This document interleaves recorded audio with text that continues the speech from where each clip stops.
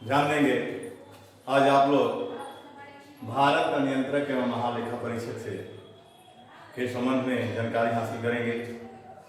सबसे पहले हम ये देखेंगे कि जो भारत का नियंत्रक एवं महालेखा परीक्षक है, भारतीय संविधान के किस भाग में इसका उल्लेख है, किस अनुच्छेद से किस अनुच्छेद तक है ये पद, तो ठीक है। तो ये देखिए भाग 5 में, भाग 5 और अनुच्छेद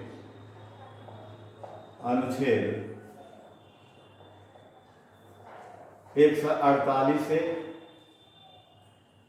अनुच्छेद 151 तक में, 151 तक में इस पद का उल्लेख मिलता है, ठीक ना। यानी नियंत्रक एवं महालेखा परीक्षक अनुच्छेद 148 से अनुच्छेद 51 तक में है और यह संविधान के भाग 5 में है, ठीक है। अब देखेंगे कि इसकी नियुक्ति कौन करता है। नियंत्रक महालेखा परीक्षक की नियुक्ति कौन करता है, तो नियुक्ति राष्ट्रपति करता है। नियुक्ति कौन करता है, राष्ट्रपति करता है,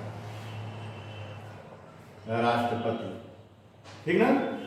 यानी नियंत्रक महालेखा परीक्षक की नियुक्ति राष्ट्रपति करता है और इसका जो कार्यकाल होता है राष्ट्रपति का, नियंत्रक महालेखा परीक्षक का कार्यकाल, तो कार्यकाल 6 वर्ष होता है।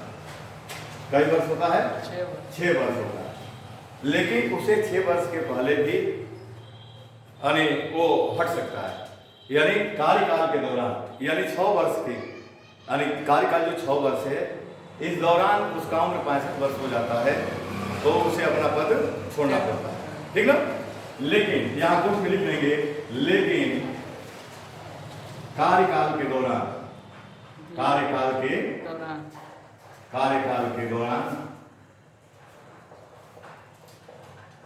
उसकी उम्र 65 वर्ष हो जाती है, 65 वर्ष हो जाती है, तो उसे पद छोड़ना पड़ता है, उसे पद छोड़ना पड़ता है, ठीक ना। पद छोड़ना पड़ता है, ठीक ना। तो नियंत्रक एवं महालेखा परीक्षक का कार्यकाल कितना है, 6 वर्ष है। लेकिन 6 वर्ष के पहले भी वह पद से हट सकता है जब कार्यकाल के दौरान उसकी उम्र 65 वर्ष हो जाती है, ठीक ना। अब देखेंगे कि इसे कौन हटा सकता है, ठीक ना।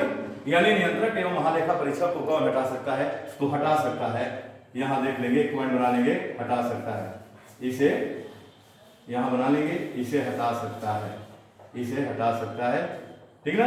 तो इसे कौन हटा सकता है, संसद के दोनों सदनों के, संसद के दोनों सदनों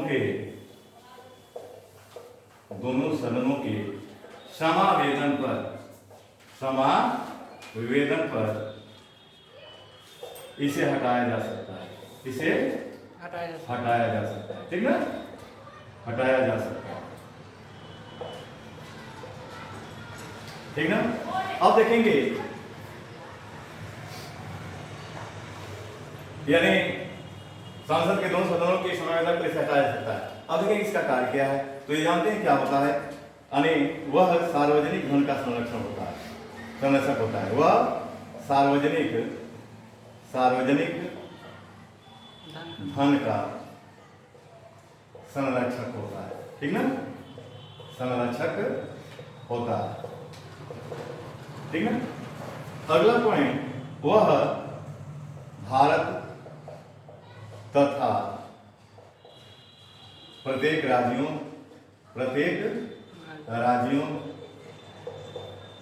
एवं केंद्र शासित प्रदेश, ठीक ना, के संचित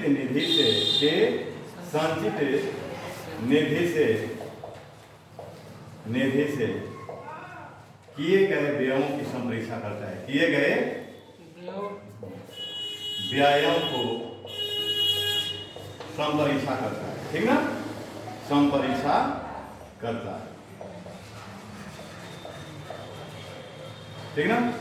अगला पॉइंट देख लेंगे नियंत्रक महालेखा परीक्षक से कि अवकाश ग्रहण करने के बाद, यानी वह अवकाश ग्रहण करने के बाद अवकाश ग्रहण करने के बाद भारत सरकार के अधीन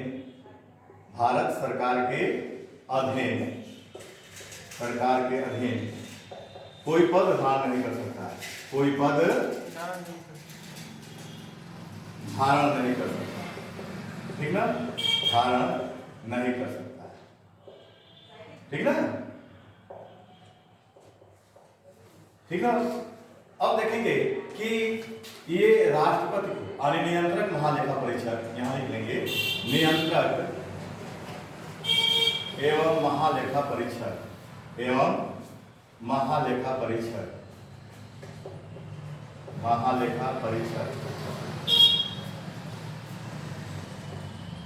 राष्ट्रपति को तीन लेखा परीक्षा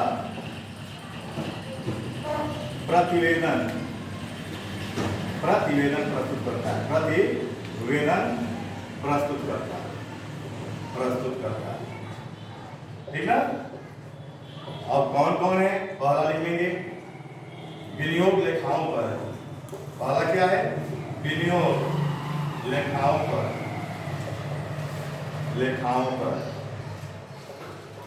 लेखा परीक्षा रिपोर्ट, ठीक ना, लेखा परीक्षा रिपोर्ट। दूसरा वित्त लेखाओं पर, यहां ध्यान दीजिएगा, वित्त लेखाओं पर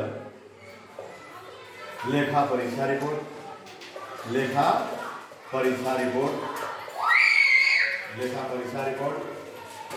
और तीसरा सरकारी उपक्रमों, यानी क्या, तीसरा क्या है, सरकारी उपक्रमों पर लेखा परीक्षा रिपोर्ट।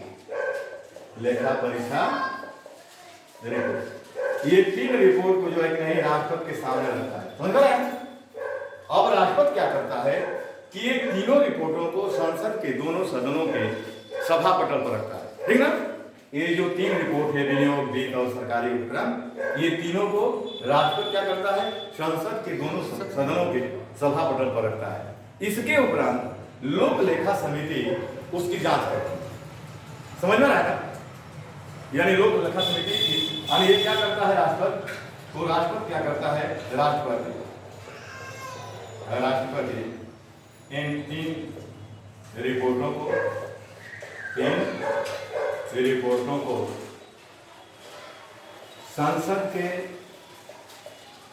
दोनों सदनों के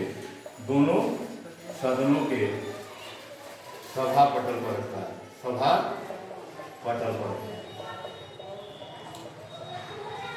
ठीक है। इसके उपरांत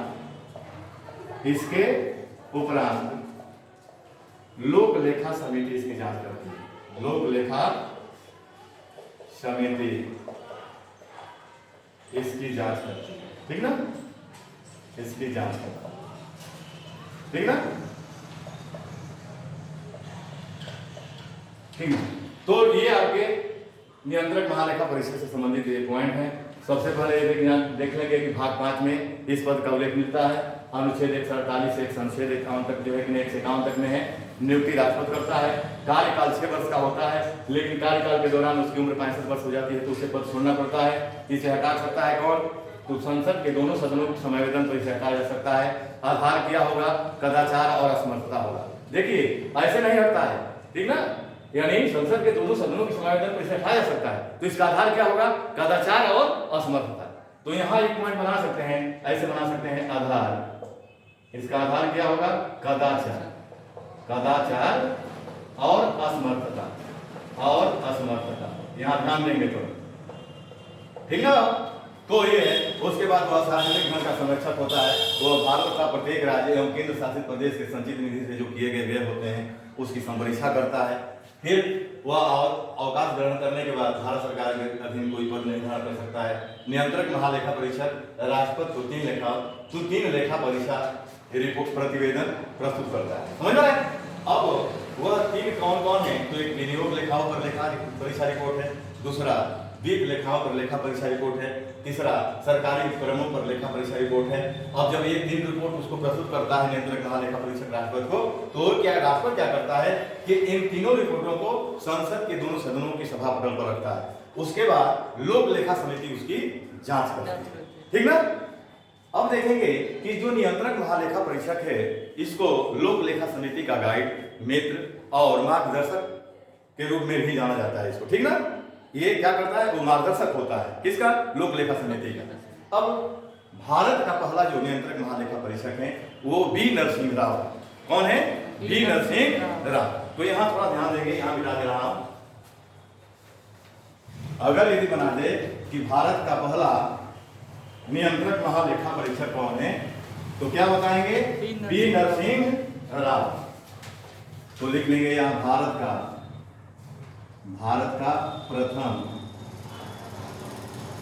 शॉर्टकट लिख दे रहा हूं कहे, ठीक ना, ठीक ना। कौन किसको बनाया गया था?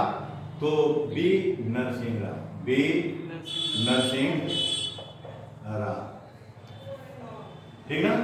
आइए कब से कब तक थे? 1948 ईस्वी से 1954 ईस्वी तक, 6 वर्ष, ठीक ना। अब देखेंगे कि वर्तमान भारत का वर्तमान नियंत्रक महालेखा परीक्षक कौन है? भारत का वर्तमान नियंत्रक कौन है, ठीक ना। तो इस समय वर्तमान में कौन है नियंत्रक महालेखा परीक्षक? तो इस समय श्री गिरीश चंद्र मुर्मू। कौन है? श्री गिरीश चंद्र मुर्मू, ठीक ना। गिरीश चंद्र मुर्मू वर्तमान में आपके भारत के नियंत्रक महालेखा परीक्षक है। अब देखेंगे कि वेतन कितना है, यानी नियंत्रक महालेखा परीक्षक का वो वेतन कितना है। तो इसका वेतन 2,50,000 कितना है? 2,50,000 रुपए, ठीक ना। अब देखेंगे कि भाई इसका वेतन कौन तय करता है? तो इसका जो वेतन है संसद तय करती है। कौन? संसद तय करती है, ठीक ना। तो ये आपके पॉइंट है, ठीक। तो आज यहीं तक रहने दिया जाए।